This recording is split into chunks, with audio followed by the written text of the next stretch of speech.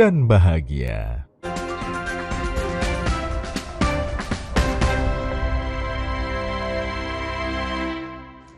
Masih dalam Sapa Indonesia Pagi spesial tahun baru 2025, saya Tifa Solesa yang punya resolusi buat melanjutkan studi ke perguruan tinggi.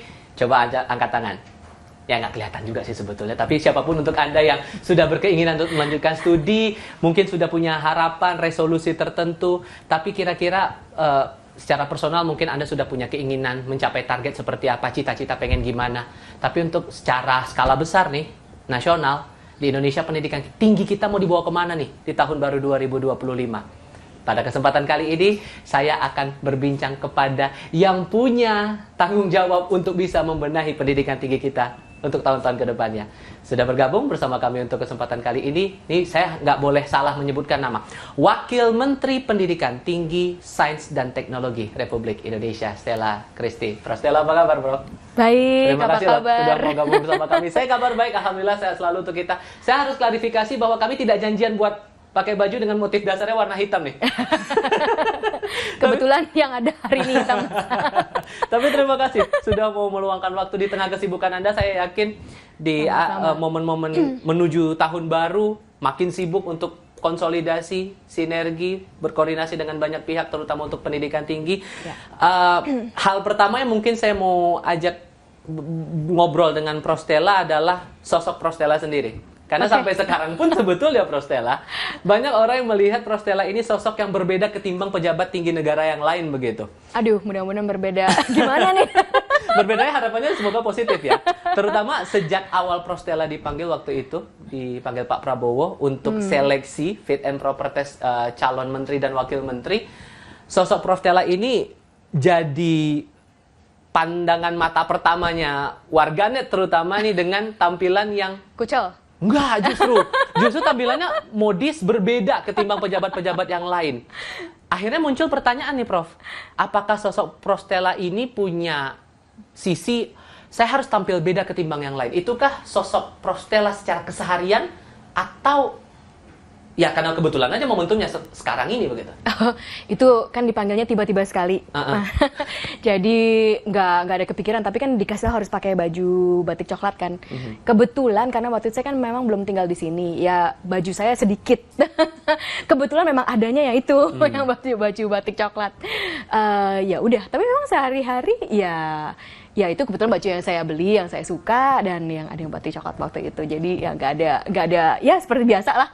Cuman harus memenuhi waktu itu harus pakai baju batik coklat. Tapi gitu. sisi Prof. Stella itu secara personal, saya harus beda ketimbang yang lain. Itukah sosok Prof. Stella sesungguhnya? Oh nggak ada perusahaan harus beda. Tapi kan saya memakai apa ya? Kalau hidup itu kan harus ada sesuatu yang membahagiakan. Nah, banyak yang bisa membahagiakan dari kita melihat karya-karya orang yang bagus-bagus, termasuk karya-karya baju-baju atau sepatu. Itu kan juga membawa ini kreativitas orang itu menarik dan bisa kita nikmati. Kenapa tidak? Gitu aja sih. Nggak ada harus berbeda, enggak. Tapi saya senang melihat kreativitas dan merasa beruntung begitu banyak orang punya kreativitas di dunia ini yang bisa saya nikmati, itu aja. Dan itukah yang membuat akhirnya Pak Prabowo tertarik untuk membawa Prof. Stella karena ya Anda pribadi senang dengan hal-hal yang berbau kreativitas itu tadi, yang membuat akhirnya Pak Prabowo tertarik membawa Anda untuk membantu kabinet itu, apakah salah satunya karena itu, Prof? Kalau itu harus ditanyakan ke Pak Prabowo langsung mungkin ya. Tapi nggak ada cerita secara personal Pak Prabowo tertarik secara pribadi dengan Prof. Stella untuk bisa bergabung ke kabinet itu karena alasan apa begitu, Prof? Mungkin saya diberi kesempatan. Ini kan saya diberi kesempatan oleh Bapak. Pertama-tama ini sangat bersyukur dan sangat tetap pada sampai saat ini pun sudah kita 2 bulan berapa ya, 11 hari itu begitu hampir tidak bisa dipercaya ya, seorang Pak Prabowo bisa memberi kepercayaan kepada seseorang seperti saya. Itu saya sangat mensyukuri, tidak pernah lupa setiap hari dalam pekerjaan. Saya juga tidak tahu tentu saja apa yang membuat Pak Prabowo membawa keputusan itu. Tetapi yang saya tahu satu adalah Pak Prabowo itu sangat mau mendengar. Jadi saya diberi kesempatan beberapa kali sebelum itu untuk memberikan paparan. Dan seperti yang sudah saya ceritakan sebelumnya itu saya kaget pertama kali. Biasanya kan itu kan Pak Prabowo itu sudah menjadi presiden terpilih. Dan biasanya kan kalau untuk yang orang begitu penting pasti kita paparan kalau orang ilmuwan itu ya paling 5 menit sudah gitu ya. Tapi Bapak itu sangat mau mendengarkan. Bahkan setiap kali paparan itu ke Bapak bisa sampai 1 jam, 1,5 jam. Beliau selalu banyak punya pertanyaan-pertanyaan. Jadi bahkan pada waktu itu sebelumnya saya sama sekali tidak ada kepikiran untuk masuk ke kabinet, tapi memang senang sekali bisa didengarkan. Senang sekali bisa memberikan masukan-masukan ilmiah, masukan-masukan tentang dari penemuan-penemuan, penelitian-penelitian. Itu luar biasa bahwa seorang pemimpin politik ya yang tidak secara langsung berkelimpungan dengan sains begitu ingin tahu, ingin mendengarkan bukti-bukti sains. Itu yang saya tahu dari Pak Prabowo. Tapi tentu saja bagaimana Pak Prabowo membuat keputusan itu terus terang saya ada namanya the science of decision making. Itu sangat kompleks, Mas. Nah, banyak latar belakangnya. Banyak latar belakangnya. Oke. Anda juga sempat bilang bahwa tidak terpikir bahwa akan terlibat dalam kabinet pemerintahan negara begitu. Betul. Yang membuat akhirnya Anda oke, saya terima tawaran ini untuk bisa membantu pemerintahan. Apa turning point-nya? Titik baliknya dari mana sih itu, Prof? Terus terang saja sungguh titik baliknya adalah Pak Prabowo langsung. Karena saya bisa melihat bahwa Pak Prabowo sangat ingin mendengarkan dan sangat ingin merealisasikan visi beliau untuk memajukan Indonesia dan terutama sekali melalui sains dan teknologi. Saya sudah sejak lama punya memang cita-cita untuk bisa sumbangsih kembali ke negara. Sebenarnya dengan cara-cara saya yang kecil, saya selalu, walaupun saya di luar cukup lama, itu tidak pernah lupa, bahkan selalu dalam cara-cara saya sendiri itu menjadi duta besar atau membawa Indonesia. Waktu saya SMA di Norwegia, saya ingat saya ada membuat yang satu hari namanya Hari Indonesia. Saya cuma satu-satunya orang Indonesia di sekolah saya. Saya juga memberikan waktu itu Indonesia sedang termasuk di krisis ekonomi Asia Tenggara. Saya juga memberikan paparan apa itu krisis ekonomi. Lalu saya waktu di mahasiswa di Harvard juga saya bersama satu rekan saya mendirikan Indonesia Student Club. Ya isinya cuma kita berdua aja gitu. Tapi kita dapat dana, terus kita buka fair untuk buat makanan Indonesia gitu ya. Waktu saya jadi profesor di Swarthmore di Amerika Serikat, saya juga aktif di gamelan karena saya penari Bali, jadi tetap aktif di gamelan. Waktu saya profesor di Tsinghua, saya sudah lebih diberikan kesempatan jadi memberikan sebagai narasumber ke Indonesia dan juga melakukan berbagai kegiatan sains dan aktivitas untuk Indonesia. Jadi memang sudah dengan cara-cara saya yang bisa saya lakukan, saya sudah memang selalu ingin berkeinginan menyumbangkan kembali, dan begitu Pak Prabowo memberikan kesempatan yang luar biasa ini, sungguh saya merasa ini tidak akan terjadi lagi kalau tanpa ada diberikan oleh Bapak, dan saya sangat bersyukur sekali, dan saya sangat ingin bisa membantu merealisasikan visi Bapak Prabowo untuk memajukan sains dan teknologi negara kita. Sehingga Anda melepas segala status Anda di luar negeri, terutama di Tsinghua University Beijing itu, dengan posisi, dengan keadaan Anda yang sudah terbilang, ya kalau mungkin awal melihatnya Anda sudah nyaman sebetulnya dengan posisi yang ada di sana begitu, ya, dan Anda mau kembali lagi karena alasan itu. Iya, jujur sih sangat nyaman di sana ya, sangat dari segala macam sisi. Tetapi memang ini adalah suatu kehormatan besar dan juga suatu kesempatan untuk memberikan sumbangsih kepada negara, dan ini suatu kesempatan yang tidak bisa didapat oleh semua orang ya. Jadi saya sangat bersyukur bisa mendapat kesempatan itu, dan mudah-mudahan saya bisa sungguh melakukan dengan yang sebaik-baiknya begitu. Ya. Untuk masalah update media sosial nih, masalah konten-konten terutama terbilang aktif karena gini, Prof. Banyak konten yang Anda unggah di sana berhubungan masalah tips-tips untuk pendidikan tinggi, terutama yang terakhir saya lihat itu masalah Anda menyampaikan gagasan Anda dalam satu seminar atau workshop waktu itu yang berhubungan dengan investasi ide, dan Anda menyampaikan perspektif Anda soal pendidikan tinggi, terutama riset dan teknologi, karena itu juga fokus Anda di kementerian ini begitu. Yeah.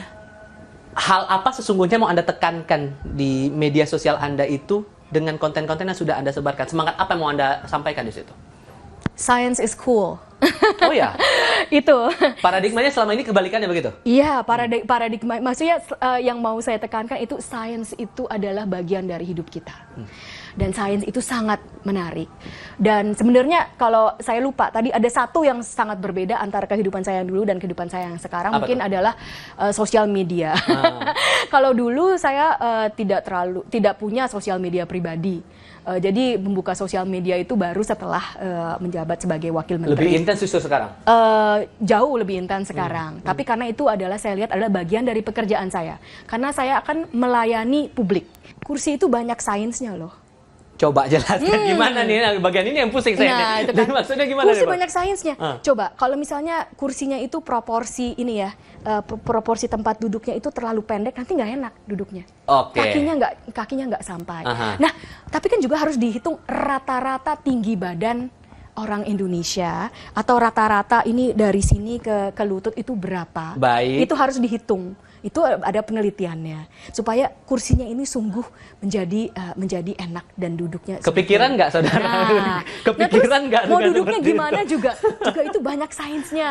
Nanti kalau duduknya salah nanti patah tulangnya Iya. atau tulangnya sakit. Nggak itu nyaman lah. ke ortopediknya itu susah banget, itu banyak sainsnya. Banyak fisikanya di kursi, duduk dan sebagainya. Jadi segala sesuatu itu ada sains dan teknologi. Dan itu yang coba Anda tekankan dalam setiap konten di media sosial Anda? Betul, karena kita kalau kita semua bisa, karena saya ingin supaya kita semua bisa melihat bahwa sungguh sains dan teknologi itu adalah bagian dari hidup kita, dan sehingga kita pun bisa sungguh mendukung segala sesuatu yang berhubungan dengan sains dan teknologi. Responnya gimana followers Anda? Saya terima kasih sekali ya kepada publik, luar biasa. Kita jarang, mungkin kita jarang, waktu saya kecil, ini mungkin agak udah berubah sedikit ya. Tapi waktu saya kecil, saya tidak pernah kepikiran itu, ilmuwan itu apa. Tetapi saya sangat berterima kasih, ini publik sangat senang terhadap macam-macam yang sains. Nah ini sangat mendorong semangat saya bekerja, terus terang saja. Terima kasih sekali kepada publik yang sudah sangat semangat bahwa sains itu memang menarik, dan kita sungguh bisa bekerja sama ya dalam setiap aspek perguruan tinggi kita, tetapi juga di masyarakat kita, karena yang menggunakan sains itu adalah masyarakat kita kan.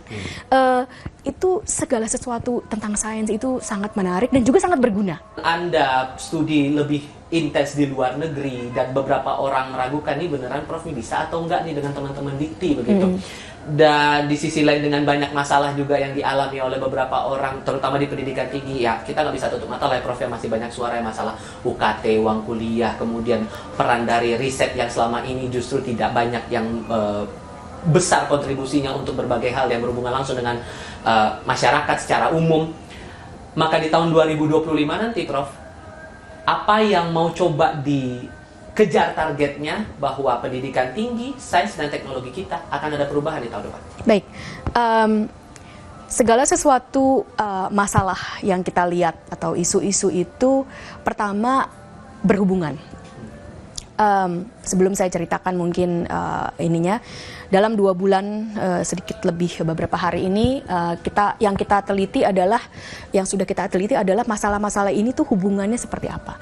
Misalnya tadi yang tentang UKT. UKT ini tentu saja ada hubungannya dengan pendanaan atau sistem perekonomian dari universitas. Satu yang kita tidak bisa pungkiri adalah universitas kita di Indonesia, baik PTS maupun PTN, itu masih banyak disokong, maksudnya perekonomian universitas itu masih banyak disokong oleh uang kuliah. Itu kadang-kadang bisa kita jadikan suatu pelajaran. Jadi kita bisa membandingkan sistem perekonomian atau sistem perputaran ekonomi suatu universitas, bagaimana universitas itu berjalan, itu bagaimana saja. Nah, banyak yang terjadi di luar negeri itu sebenarnya sistem banyak keuangannya itu bukan terutama sekali dari UKT. Nah itu kenapa bisa terjadi segitu? Ternyata ada kaitannya sangat erat dengan investasi terhadap riset dan teknologi di universitas. Nah itulah sebenarnya yang menjadi titik utama yang sangat perlu dan saya pribadi bersama dengan kawan-kawan di Kementerian Dikti Saintek itu mau lakukan.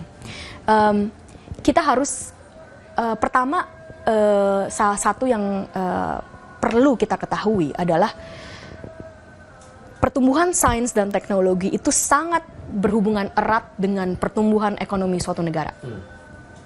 Kalau kita lihat di dalam kurun abad terakhir, tidak ada, hampir seluruh negara maju ya, mungkin ada 1-2 perkecualian, tapi hampir selain dari itu, hampir seluruh negara maju, mereka bisa menjadi negara maju dari segi ekonomi, menjadi negara yang jauh lebih sejahtera, karena pertumbuhan sains dan teknologi.